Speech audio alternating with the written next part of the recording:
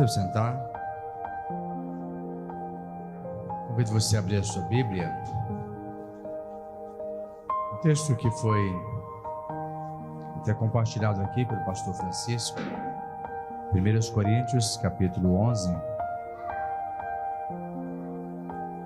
E eu sei que todos os meses nós temos o privilégio de nos reunirmos para participar da mesa do Senhor. Mas à medida que nós estamos examinando esse texto, fica algumas perguntas ou algumas considerações a serem feitas. E uma delas é: será que nós entendemos? Sim, porque muitas vezes nós começamos a participar de algo que está muito relacionado à tradição, que está muito relacionado àquilo que aprendemos com outras pessoas. Isso faz com que muitas vezes a realidade ela se perca.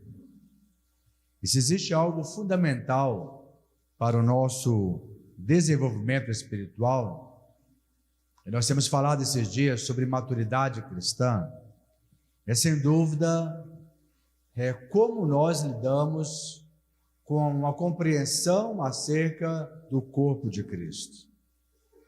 No capítulo 11 desse texto, versículo 23, o apóstolo Paulo, ele traz uma observação importante.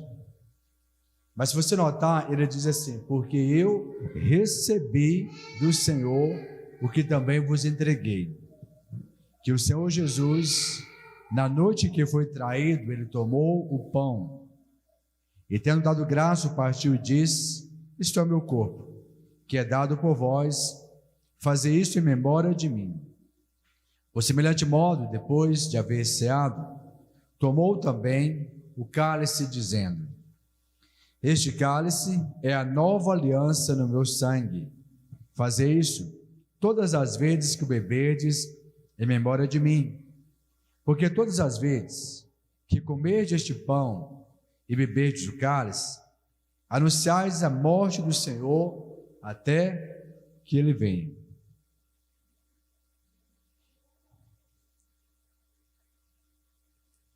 Versículo 27. Por isso, aquele que comer o pão ou beber o cálice do Senhor indignamente será réu do corpo e do sangue do Senhor.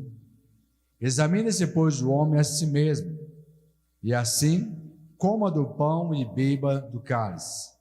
Versículo 29, e é aqui que eu quero chamar a sua atenção. Ele diz assim, 28, examine-se, pois, o homem a si mesmo, e assim coma e beba do cálice. Pois quem come e bebe, veja, sem discernir o corpo, come e bebe juízo para si. Eis a razão porque há entre vós muitos fracos e doentes, e não poucos que dormem. Versículo 31, porque se nós julgássemos a nós mesmos, não seríamos julgados, mas quando julgados, somos disciplinados pelo Senhor para não sermos condenados pelo mundo. Assim, pois, irmãos e irmãs, quando vos reunir para comer, esperai uns pelos outros. Se alguém ter fome, coma em casa, a fim de não vos reunirdes para o juízo. Quanto às demais coisas, eu as ordenarei quando for ter convosco. Ora, veja uma quantidade de temas que nós podemos observar nessa pequena narrativa. Às vezes nós até lemos uma atrás da outra, mas o ponto central é que Paulo disse que aqui se trata de uma ordenança. E algumas ordenanças, elas são instituídas na igreja, não como modismo, não. Ela tem uma finalidade didática, mas ela também tem uma finalidade muito prática para que nós possamos viver a vida cristã segundo Deus. Uma das grandes tragédias que nós observamos é que muitas vezes as pessoas elas vão se distanciando do padrão, do modelo, até mesmo acerca das nossas reuniões. Ora, a temática de Paulo aqui é da necessidade que nós temos de discernir o corpo de Cristo. E perceba que ele não está listando um outro pecado, ele não abriu aqui um parênteses e introduziu, por exemplo, a Epístola aos Gálatas, que traz uma lista de coisas relacionadas às obras da carne. Não, ele está nos chamando para nos alertarmos de um perigo muito sério. E que perigo é esse? De não discernirmos o corpo. Por que isso é importante? Vejam que o raciocínio desta epístola, ele começa, na verdade, lá no capítulo 10. No capítulo 10 do versículo 1, o apóstolo Paulo, ele abre essa sessão acerca da reunião da igreja. E ele começa a dizer que nós precisamos tomar alguns cuidados para que nós possamos nos reunir para melhor. Sim, porque você pode vir para uma reunião como esta e sair daqui sem ser edificado, e sair daqui sem que a sua vida seja tocada de alguma forma. Isso é algo muito sério, porque no capítulo 10, veja comigo esse texto, ele diz assim no primeiro versículo: ora, irmãos, não quero que ignoreis que nossos pais estiveram todos sob a nuvem, e todos passaram pelo mar, tendo sido todos batizados, assim na nuvem como no mar, com respeito a Moisés. Todos eles comeram de um só manjar espiritual e beberam da mesma fonte espiritual, porque bebiam de uma pedra espiritual que o seguia, e a pedra era Cristo. Entretanto, Deus não se agradou da maioria deles, razão pela qual ficaram prostrados no deserto. Ora, aí você precisa marcar esse texto. Ele diz no versículo 6: ora, essas coisas se tornaram exemplos para nós, a fim de que não cobicemos as coisas más como eles cobiçaram. Depois do versículo 7 ele acrescenta: não vos façais pois idólatras como alguns deles, porquanto está escrito: o povo assentou-se para comer e beber, e levantou-se para divertir. Não pratiquemos a imoralidade como alguns deles o fizeram, e caíram no só dia 23.000. Não ponhamos o Senhor à prova como alguns deles o fizeram, e pereceram pelas mordeduras das serpentes.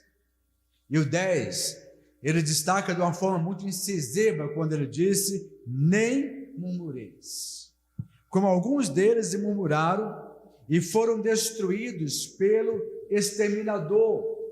Esse versículo está marcado na sua Bíblia? Se não está marcado, eu gostaria que você destacasse esse texto. E eu vou ler novamente com você, porque ele diz: nem murmureis, como alguns deles murmuraram e foram destruídos pelo exterminador. Aí ele repete: essas coisas lhes sobrevieram como exemplos, e foram escritas para advertência nossa, de nós outros, sobre quem os fins dos séculos têm chegado. Ou seja, não há dúvida que nós estamos vivendo os últimos dias, e esses últimos dias, ele tem algumas características. Uma delas é, sem dúvida, a apostasia. Eu vejo que nós somos tão rápidos para discernir o que era apostasia. Nós somos tão rápidos para discernir alguns sinais acerca dos últimos dias, como, por exemplo, guerras, rumores de guerras, terremotos, pestes, doenças e tantos outros fatores descritos nas Escrituras. E quando nós vemos alguma dessas coisas acontecendo, nós falamos: está aí, a Bíblia está se cumprindo. No entanto, irmãos e irmãs, esse texto nos diz que há uma diversidade de experiências e de narrativas do Velho Testamento que chegaram até mim e até você como exemplos, como referências, para que nós possamos entender que nos últimos dias nós estamos recebendo um grande legado. Entenda o tamanho da sua responsabilidade. Se você acompanha, por exemplo, os Jogos Olímpicos, você sabe muito bem que uma das modalidades ali é o revezamento, seja numa piscina, seja numa pista de corrida. Cada atleta terá que correr aquilo que está proposto.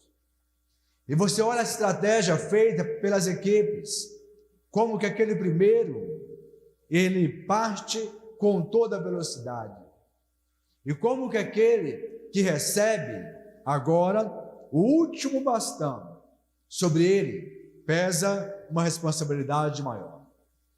Aquele que partiu primeiro, talvez não foi tão rápido.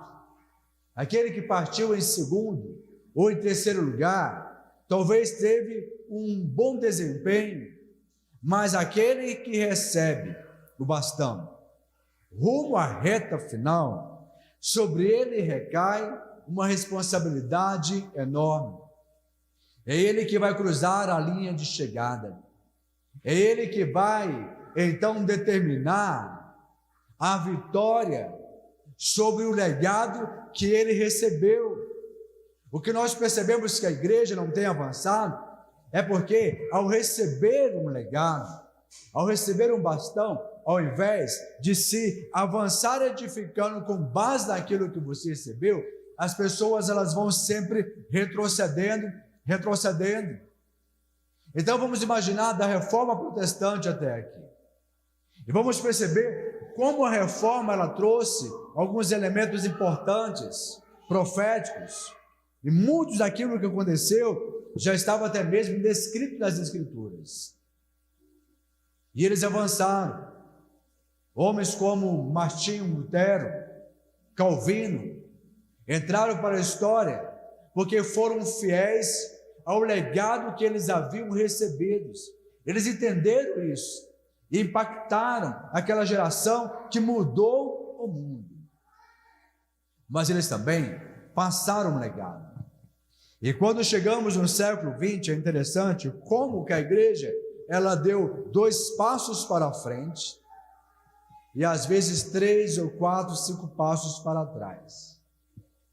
Em alguns momentos o Espírito Santo trazia uma onda do Espírito, trazendo a revelação de alguma verdade, trazendo um impacto sobre alguma realidade, e aquela geração avançava até um determinado momento, e quando ela parava, ela construía um monumento, e ela parava ali, e a próxima geração que vinha, ao invés de avançar, ela parava, criava uma religião, uma denominação, ou qualquer outra coisa nesse sentido.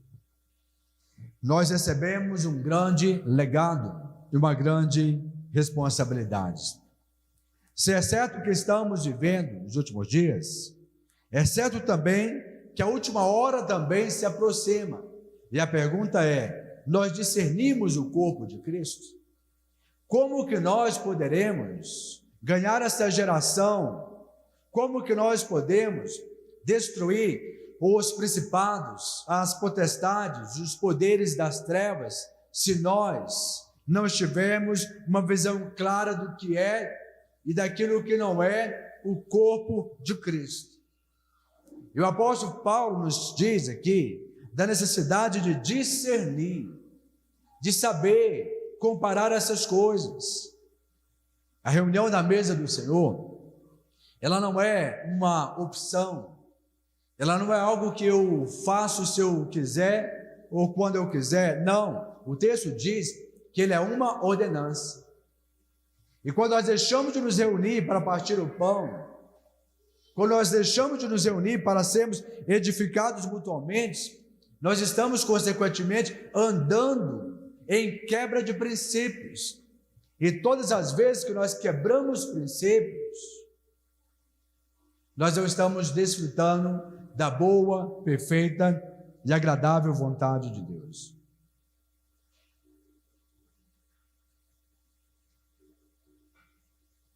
Irmãos e irmãs, perceba isso. Como ele estabeleceu alguns critérios importantes. Você tem discernido este corpo? Qual é a importância de discernir isso? Quando Jesus ele vai ministrar aos seus discípulos aquilo que nós chamamos do último discurso antes da cruz. E esse discurso ele é registrado no Evangelho de João, no capítulo 17. Irmãos e irmãs, é tão importante você gastar um tempo meditando nesse texto. Gastar um tempo observando esta oração e ver como que ela te inclui como igreja. A Bíblia diz que tendo Jesus falado essas coisas, levantou os olhos ao céu e disse: Pai, é chegada a hora. Sabe o que é interessante? É que esse discurso, ele é pronunciado por Jesus através de uma oração para fechar aquilo que nós chamamos de o sermão do cenáculo. Ele tem aqui o início dos seus grandes sermões, do Sermão do Monte. Note a narrativa do Sermão do Monte, como Jesus se assentou para ensinar os discípulos acerca do seu reino, como ele falou acerca das bem-aventuranças, como ele falou acerca da nossa ética, da nossa vida moral, da nossa vida espiritual, da nossa vida psicológica. Ele tratou todos esses elementos ali, mas agora, naquela noite, ele tomou o pão, ele partiu e disse: Este pão é o meu corpo, que é dado por vós. É apenas um pão, mas ele é partido, e ele representa o quê? A comunhão do corpo de Cristo. Comunhão do corpo de Cristo. A palavra comunhão ela é importante, e a palavra grega que a traduz é koinonia, e nos fala de uma identificação, de uma associação, de termos uma base em comum. E qual era essa base em comum? Essa base, ela é uma pessoa. Essa base é um fundamento, é Jesus. Tantas divisões tem havido, e quando você vai perceber a razão, é uma só. Estão edificando fora do fundamento. Jesus, tendo falado essas coisas, acerca do Espírito Santo, acerca da ceia, depois de ter lavado os pés dos discípulos, ele disse: é chegada a hora. Sabe o que me chama a atenção? Quantas vezes essas palavras, hora, aparecem no Evangelho de João? A primeira vez que ela aparece é quando Jesus, ele foi convidado com os seus discípulos para ir a um casamento, e a Bíblia diz que faltou o vinho naquele casamento. Maria se aproximou de Jesus e disse: o vinho acabou. Jesus virou para ela e disse: mulher, o que eu tenho contigo? E aí, o que ele acrescenta é que nos chama a atenção. Ele disse: ainda não é chegado a minha hora. Note isto. Ainda não é chegado a minha hora. E agora, essa mesma narrativa, ela vai seguir por 6 vezes. 6 vezes encontramos essa expressão aqui nas narrativas de Jesus acerca da hora que viria. Mas ele fez um milagre, pegou uma água, mandou que servisse, transformou água em vinho, e ele fez isso praticamente no anonimato, porque ele disse: não é chegada a minha hora. Algum tempo depois ele se encontrou com a mulher samaritana, conhecida assim, e após esse diálogo, após conversar com essa mulher acerca não de água, mas da sede da existência, da sede da vida, da sede que de alguma forma todo ser humano tem, ele disse: mulher, dá-me de beber. Aquela mulher, ela tinha uma teologia, ela tinha uma ideologia, uma concepção, uma facção, ela tinha algumas certezas, e essas certezas fez com que ela não reconhecesse quem estava diante dela. E ela disse com um certo escândalo: como você, sendo judeu, pede a mim água, sabendo que eu sou samaritano? Jesus não está interessado na etnia, Jesus não está interessado nas complicações que a mentalidade humana havia produzido. A Bíblia diz que era necessário passar por ali. E quando eu analiso a geografia daquela trajetória de Jesus, do ponto de vista da logística daquela viagem, não havia nenhuma necessidade. Ele poderia passar por outro lugar, mas a Bíblia disse que ele afirmou: é necessário atravessar a província de Samaria. E ele chegou àquela cidade samaritana, chamada Sicar, perto das terras que Jacó dera ao seu filho José, e estava ali a fonte de Jacó. Cansado da viagem, assentou-se Jesus junto à fonte por volta da hora sexta, e essa conversa ela vai se aprofundando. Quando Jesus relata para aquela mulher a proposta diante dele, então ele mostra por que era necessário passar por Samaria. A necessidade é porque ele sabia que ali estava uma mulher que precisava de alguma forma de ter a água viva.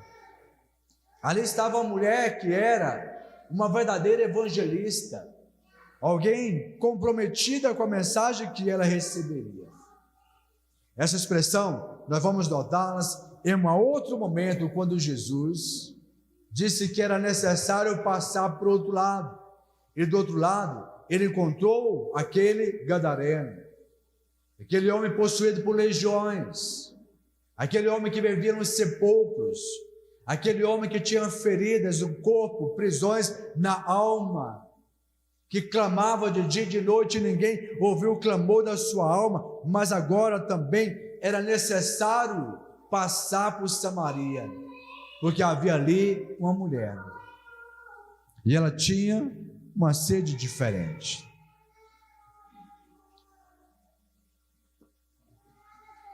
Jesus ministrou a ela essa palavra, mas o que mais chama a atenção aqui não é o fato que Jesus está oferecendo a ela a água da vida, mas a referência que ele faz sobre a hora que estava para vir. Ora, no versículo 19 está assim, do capítulo 4 do Evangelho de João: Senhor, disse a mulher, vejo que tu és profeta. Nossos pais adoraram neste monte. Vós, no entanto, ou entretanto, dizeis que em Jerusalém é o lugar onde se deve adorar. Disse-lhe Jesus: mulher, pode crer. Aí destaca essa expressão: vem a hora.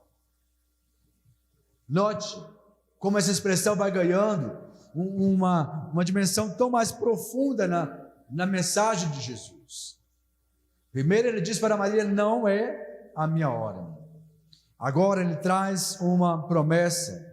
Ele disse: mulher, vem a hora, quando nem neste monte, nem em Jerusalém adorareis o Pai. Vós adorais o que não conheceis, nós adoramos o que conhecemos. Ao versículo 23 ele diz: mas vem a hora, e já chegou, em que os verdadeiros adoradores adorarão o Pai em espírito e em verdade, porque são estes que o Pai procura para seus adoradores, porque Deus é espírito, e importa que os seus adoradores o adorem em espírito e em verdade. Essa expressão ela é muito significativa para nós. Como podemos adorar em espírito e em verdade se não compreendemos a hora que estava se aproximando, a hora que estava chegando? Ele disse: vem a hora. Tempos depois, quando Jesus chega no capítulo 6 do Evangelho de João, ele traz lá no versículo 41 do capítulo 6 Ele está aqui trazendo uma palavra importante para o nosso discernimento do que é o corpo de Cristo. Ele diz assim: murmuravam, pois, dele os judeus, porque dissera: eu sou o pão que desceu do céu. E diziam: não é este Jesus, o filho de José? Acaso não conhecemos o pai e a mãe? Como, pois, agora ele diz: descer do céu? Responderam-lhe Jesus: não murmureis entre vós. Ninguém pode vir a mim se o Pai que me enviou não trouxer, e eu o ressuscitarei no último dia, porque está escrito: serão todos ensinados por Deus. Portanto, daquele que da parte do Pai tem ouvido e aprendido, porque se tornou meu discípulo, esse vem a mim. Não que alguém tenha visto o Pai, salvo aquele que vem de Deus, este é o que tem visto. E em verdade vos digo: quem crer em mim tem a vida eterna. Note essa expressão: vida, luz e verdade. Essa é a narrativa em todo o Evangelho de João. Ele começa a trazer isso sobre a necessidade de luz, vida e verdade.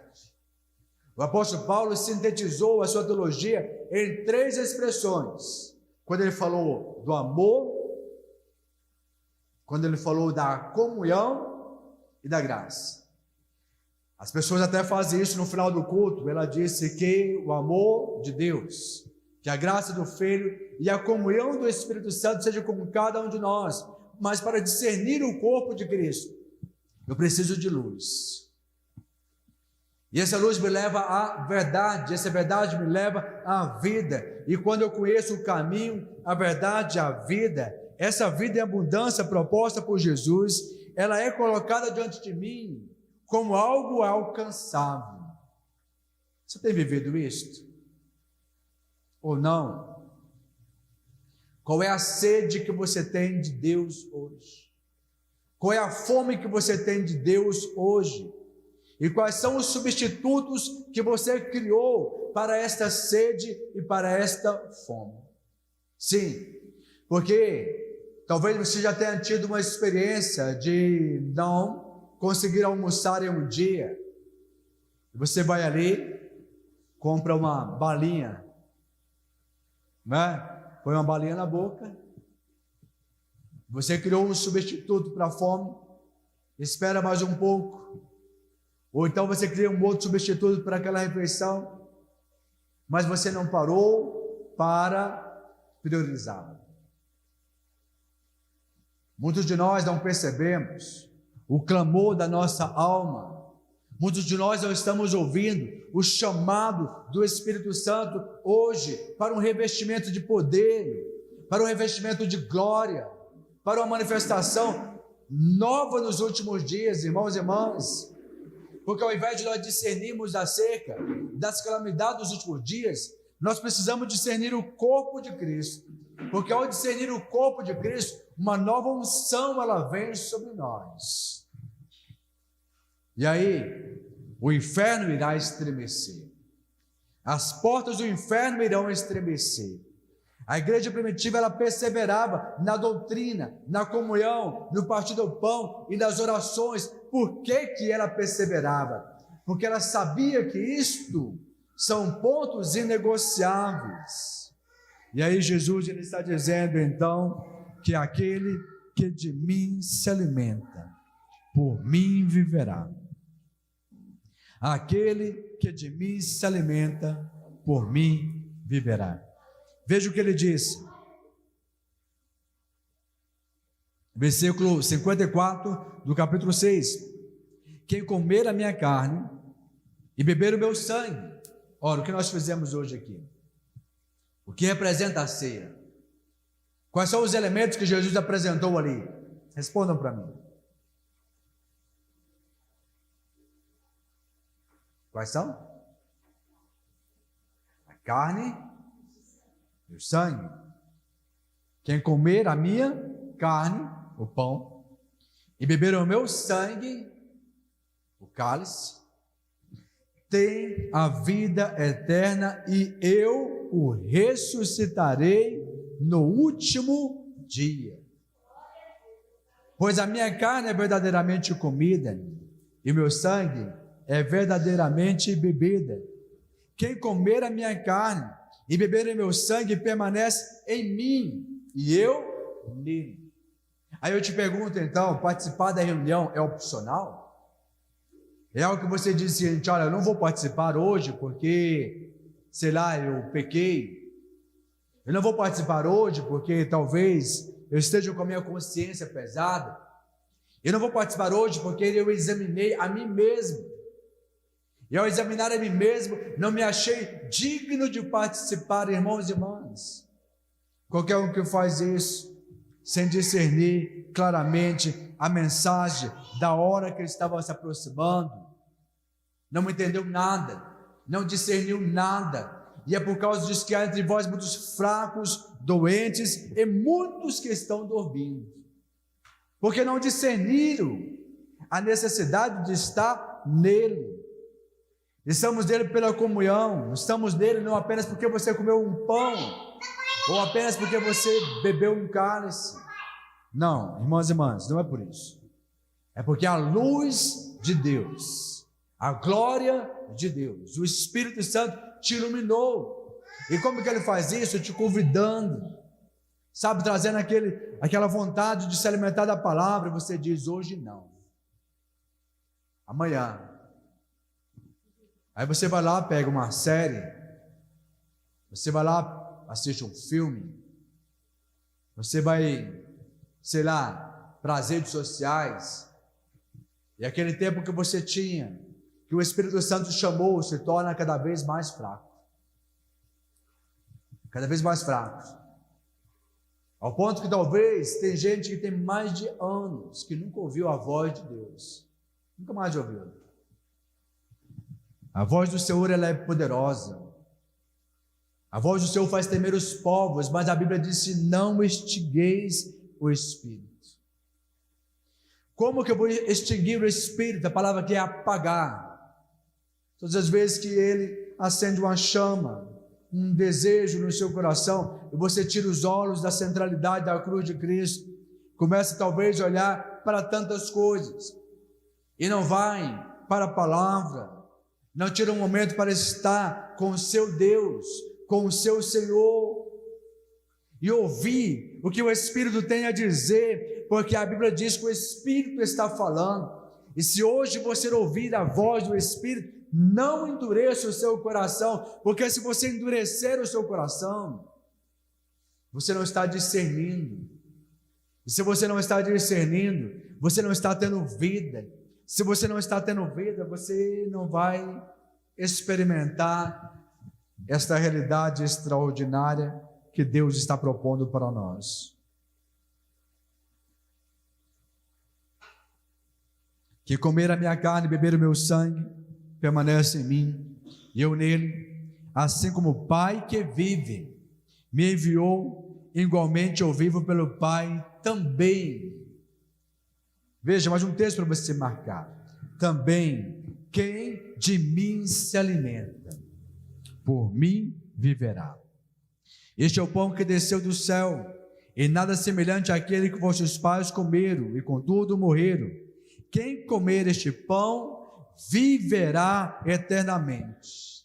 Quem comer este pão, viverá eternamente. Ele disse, o Espírito é o que vivifica. As palavras que eu vos tenho dito são espírito e elas são vidas.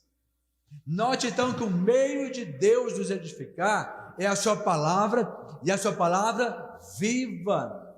Deus poderia ter criado um outro método para edificar a sua igreja, mas ele usou a loucura da pregação, de fazer com que alguém tivesse o encargo da palavra, de alguém que experimentou a cruz, de alguém que experimentou o peso, de alguém que experimentou este alimento, para então compartilhar a palavra com outras pessoas.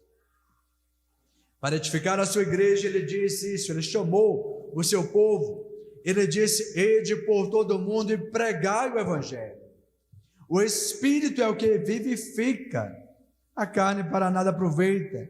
As palavras que eu vos tenho dito são Espírito e são vida. Você tem se alimentado do Senhor esses dias? Nós precisamos, primeiramente, encontrar em Deus quebrantamento. Discernir o corpo nos fala de você pegar o pão.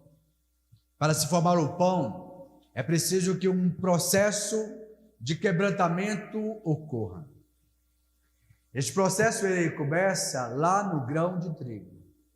Onde aqui no capítulo 12 ele vai dizer: se o grão de trigo cair na terra e ele não morrer, ele fica só. Mas se morrer, ele produz muitos frutos. Quebrantamento coloca patente para mim e para você o nosso ego. Coloca para mim e para você a nossa obstinação, o nosso coração endurecido, o nosso coração petrificado, o nosso coração indiferente.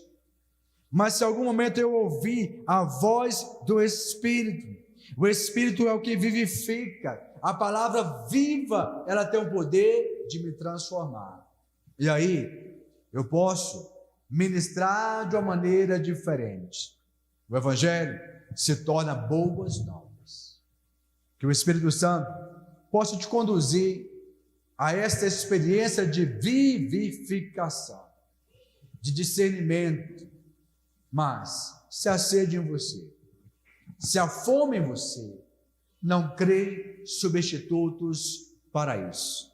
Porque ainda hoje Jesus, ele está nos convidando aí. No capítulo 7, os seus irmãos querem que ele vá à festa e declare quem ele era, e ele disse: a minha hora não chegou. No último dia da festa, ele bradou: quem tem sede, venha a mim e beba, e a água que eu lhe der formará nele uma fonte que saltará pela vida eterna. No capítulo 8, agora, ele falou da necessidade de conhecer a verdade e ser libertado por elas. No capítulo 9, ele tem uma experiência importante, não tenho tempo para falar sobre ela aqui, mas a experiência de Siloé, que era acerca das obras de Deus. E como nós precisamos ter os olhos abertos para lidar com a noite, porque ele disse: a noite vem, a noite vem. E quando a noite chegar, nós estamos prontos. Quando a noite chegar, você vai saber lutar o bom combate. Quando a noite chegar, haverá, sabe, um reservatório da unção do azeite de Deus sobre você. Irmãos e irmãs, não é tempo mais de vivermos como loucos, mas é tempo de nós termos prudências. Jesus vai dizer: eu vim para que tenham vida em abundância. Mas agora, no capítulo 17, eu vou terminar com essa leitura. Ele disse: Pai, chegou a hora. Chegou a hora.